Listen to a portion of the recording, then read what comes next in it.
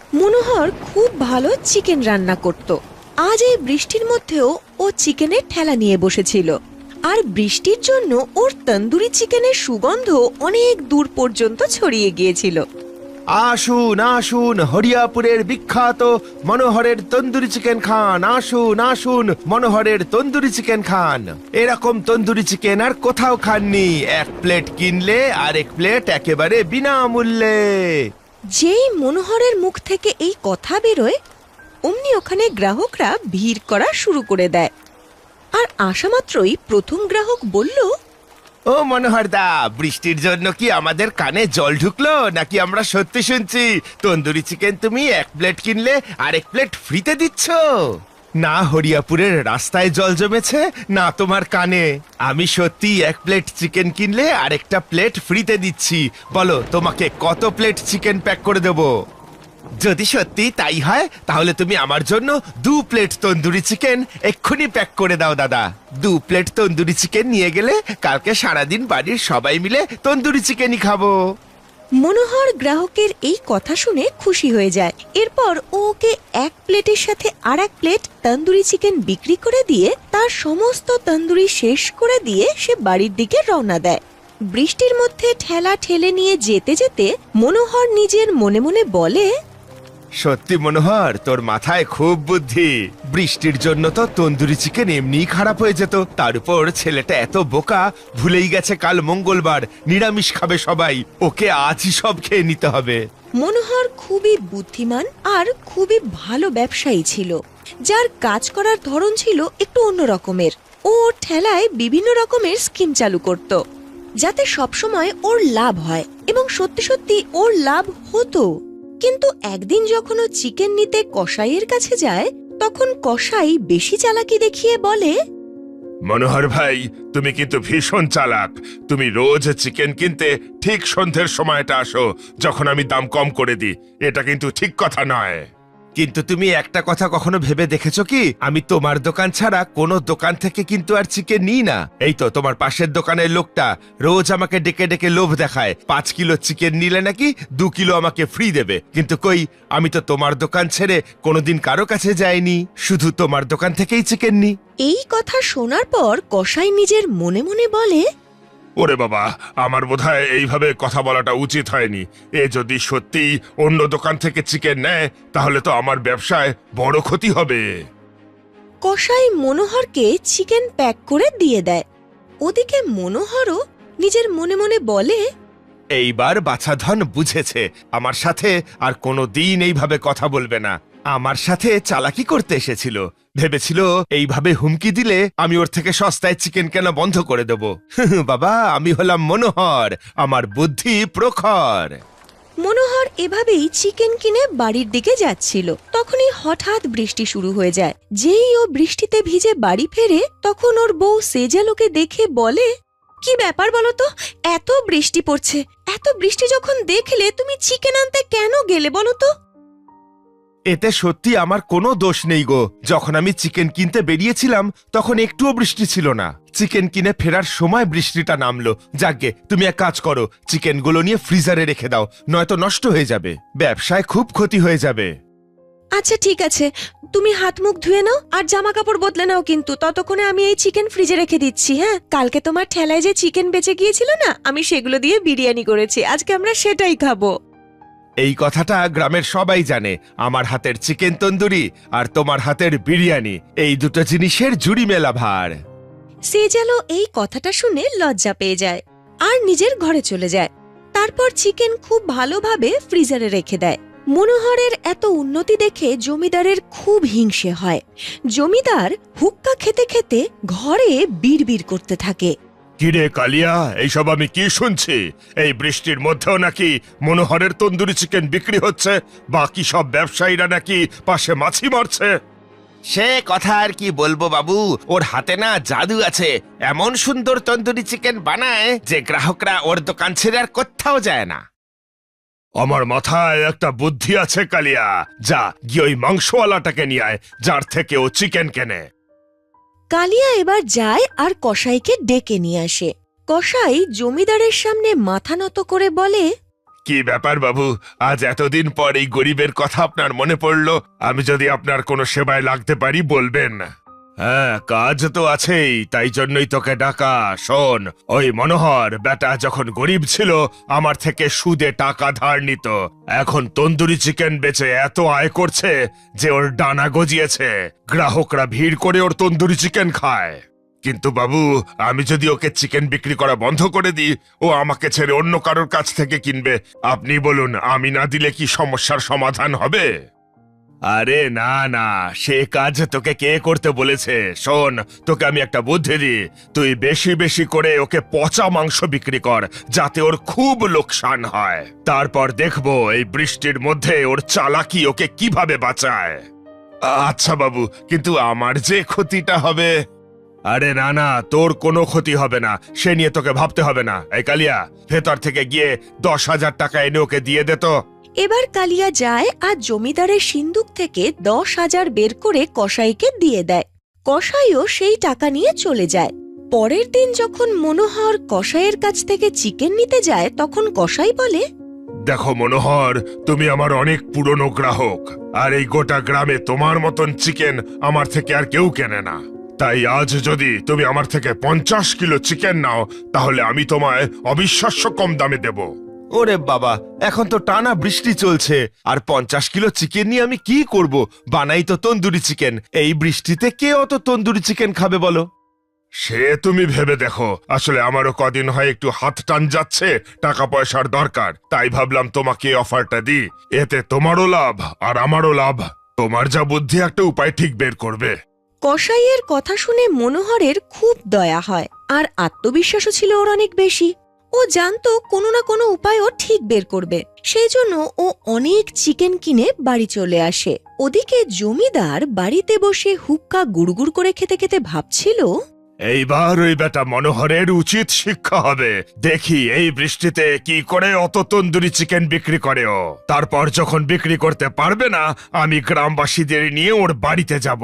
আর সবাই যখন দেখবে ওর বাড়িতে অত মাংস, সবাই বুঝে যাবে যে ও পচা মাংস দিয়ে তন্দুরি চিকেন বানায়। জমিদার নিজের কল্পনায় মশগুল ছিল। মনোহর কিন্তু খুব চিন্তায় পড়ে যায়। বাড়িতে গিয়ে সেজালকে সবটা বলে। সব শুনে সেজাল বলে, কি দরকার ছিল এত চিকেন কিনে নিয়ে আসার? এত বৃষ্টি হচ্ছে, দেখতেই তো পাচ্ছ।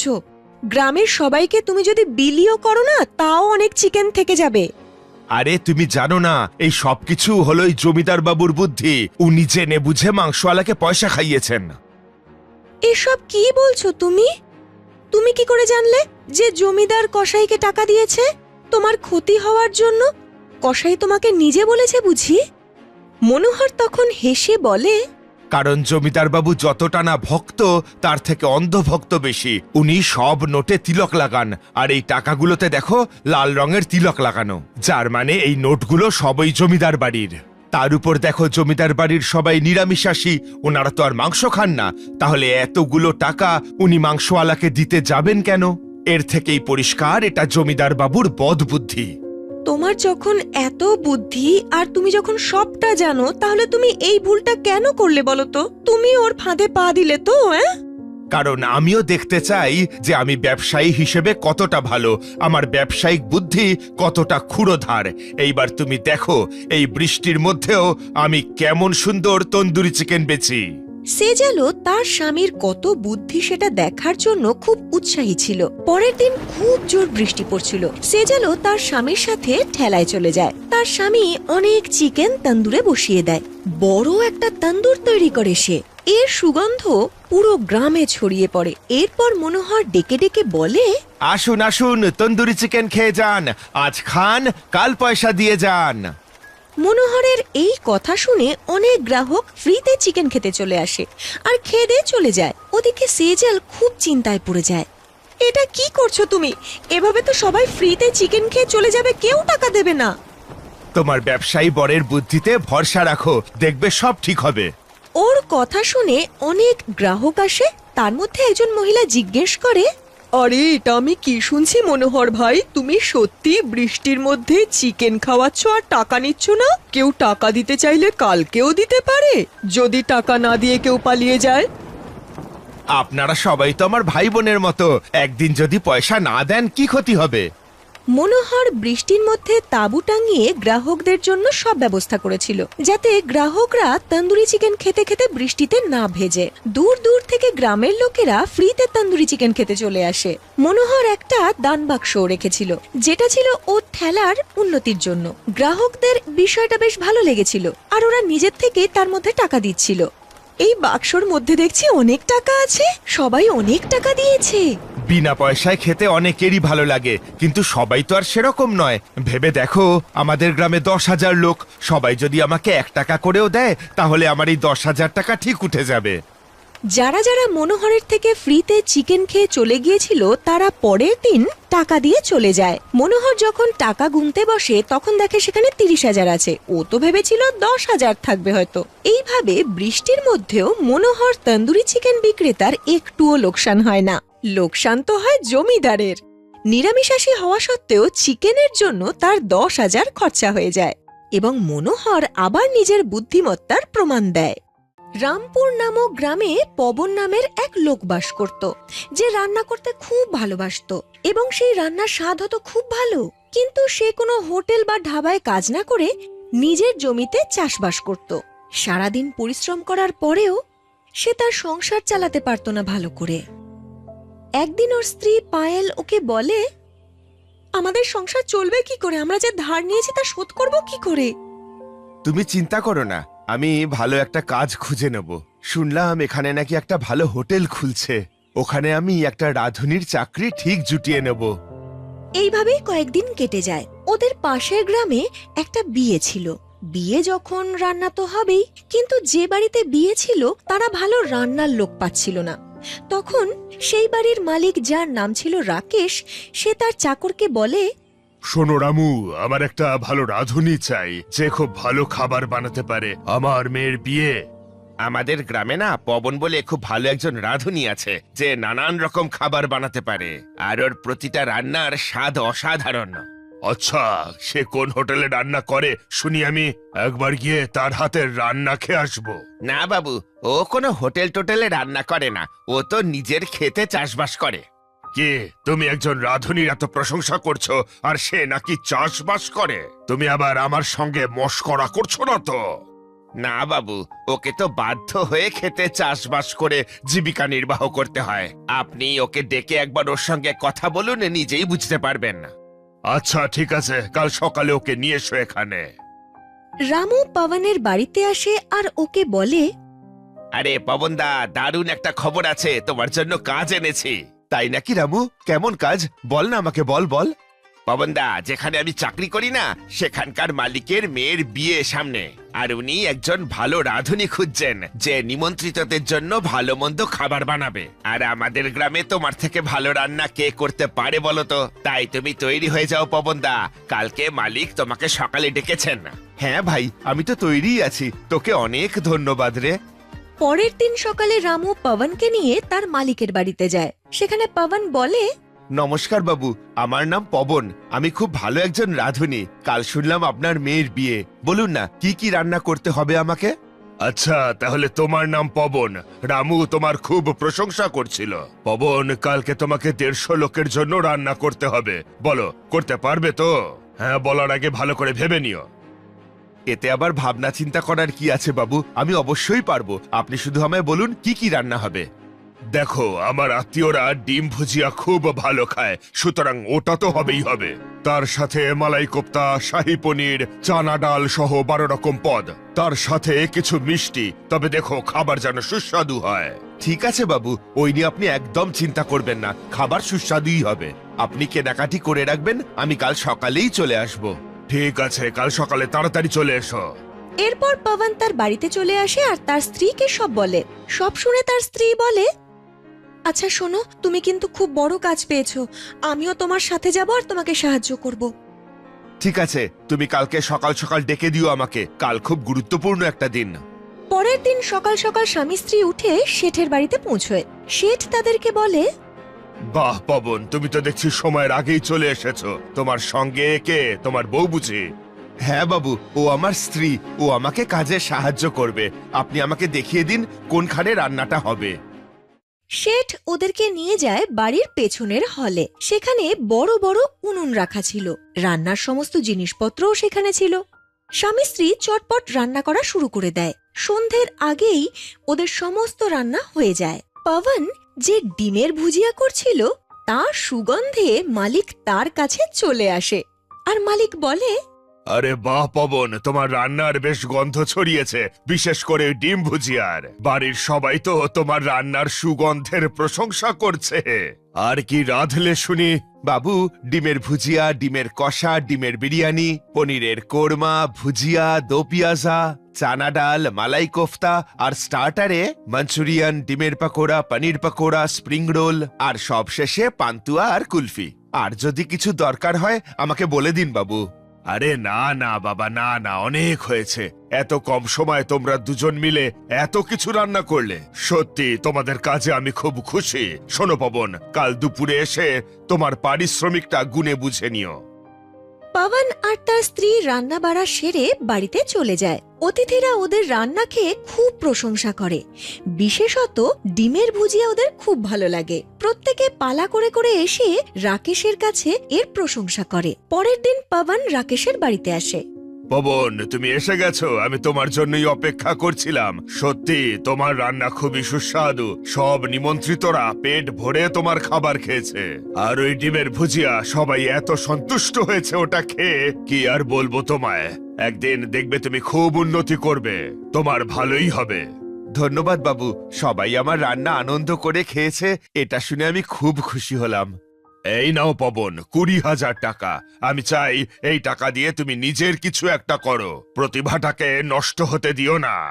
কিন্তু বাবু, এ যে অনেক টাকা, এত টাকা আপনি আমায় কেন দিচ্ছেন? না না, এত টাকা আমি নিতে পারবো না। কোনো ব্যাপার না পবন, এই টাকাটা আমার কাছে কিছু নয়। এই টাকা দিয়ে তুমি ডিম ভুজিয়ার ব্যবসা করো, দেখবে তোমার অনেক উন্নতি হবে। ধন্যবাদ বাবু, আপনি অনেক উপকার করলেন আমার, কোনোদিনও ভুলবো না। এই বলে পবন বাড়ি চলে আসে এবং সমস্ত কথা তার স্ত্রীকে বলে এবং মালিকের দেওয়া পরামর্শের কথাও বলে, এবং তার স্ত্রীও এতে সহমত হয় এবং সে বাড়ির বাইরেই ডিমের ভুজিয়ার একটা ঠেলা নিয়ে বসে। কিন্তু একজন গ্রাহকও তার কাছে আসে না। সবাই ওকে নিয়ে খুব ঠাট্টা করে। এভাবেই সময় কাটতে থাকে। ও সমস্ত খাবার এমনি ফ্রিতে দিতে শুরু করে দেয়। তখন একজন লোক তার কাছে আসে। কি ব্যাপার পবন, এই খাবার নিয়ে তুমি এখানে এসেছো কেন শুনি? আসলে কাকা, আমি না ডিম ভুজিয়ার একটা ব্যবসা খুলেছিলাম, কিন্তু আজকে আমার ব্যবসাটা সেরকম চললো না। তাই বেঁচে যাওয়া ডিম ভুজিয়া আর রুটি আমি সবার বাড়িতে বাড়িতে দিচ্ছি। আসলে খাবার নষ্ট করতে খুব খারাপ লাগে। খুব ভালো খবর বাবা, তুমি নিজে রান্না করে একটা ব্যবসা চালু করেছো। তোমার রান্না তো গ্রামের সবাই ভালো খায়। আচ্ছা, তুমি তোমার এই ডিম ভুজিয়ার ব্যবসার কোনো পোস্টার বা প্রচারের ব্যবস্থা করেছো? গ্রামের লোকজন তোমার ব্যবসার কথা জানবে কি করে? এই কথাটা তো মাথাতেই আসেনি। কালকেই আমি আমার ব্যবসার একটা পোস্টার বানিয়ে সারা গ্রামে ছড়িয়ে দেব। ঠিক বলেছেন। পবন গ্রামের সব জায়গায় সে যে ডিমের ভুজিয়ার সাথে ভাত বিক্রি করছে তা প্রচার করে এবং তার দাম ও রেখেছিল মাত্র 50 টাকা। এই জেনে গ্রাহকরা লাইন দিয়ে ওর কাছে খাবার খেতে আসে। বাহ, খুব ভালো পবন, ডিমের ভুজিয়ার ব্রেড তাও 25 টাকায়। এত সস্তায় কি করে দিচ্ছ তুমি ভাই? সবাই তো 100 টাকা নেয়। আর তোমার খাবারও সুস্বাদু। হ্যাঁ দাদা, আমার টাকার অত লোভ নেই। এই ব্যবসা করে 5-10 টাকা যা হয় তাতেই আমার সংসার চলে যায়। পবনের ব্যবহার আর তার ডিমের ভুজিয়ার স্বাদ দেখে সবাই ওর প্রশংসা শুরু করে। খুব কম সময়ে পবন অনেক টাকা রোজগার করে এবং গ্রামে একটা হোটেল খোলে, যেখানে ও ডিমের ভুজিয়ার সাথে সাথে আরো অনেক কিছু রাখা শুরু করে। এমনই একদিন রাকেশ ওর হোটেলে আসে আর বলে, আরে পবন, তুমি এখানে কিভাবে? তুমি কি এই হোটেলের রাঁধুনি? না না বাবু, এই হোটেলটা আমারই। আজ যেটুকু করতে পেরেছি সব আপনারই জন্য। আপনি যে টাকাটা দিয়েছিলেন তা দিয়ে ডিম ভুজিয়ার স্টল খুলেছিলাম, সবার সেটা ভালো লেগেছে। আরে আমার জন্য আবার কি? আমি কিছু করিনি। আমার মেয়ের বিয়েতে তোমার হাতের রান্না খেয়েই আমি বুঝে গিয়েছিলাম যে তুমি একদিন খুব উন্নতি করবে। আর দেখো, আজ তুমি নিজের হোটেল খুলে ফেললে। বাবু, আপনি দাঁড়িয়ে আছেন কেন? আজ আমি নিজের হাতে আপনাকে ডিম ভুজিয়া খাওয়াবো। এইভাবে পবন তার পরিশ্রম, সততা এবং মন দিয়ে কাজ করে তার দারিদ্রতা দূর করে।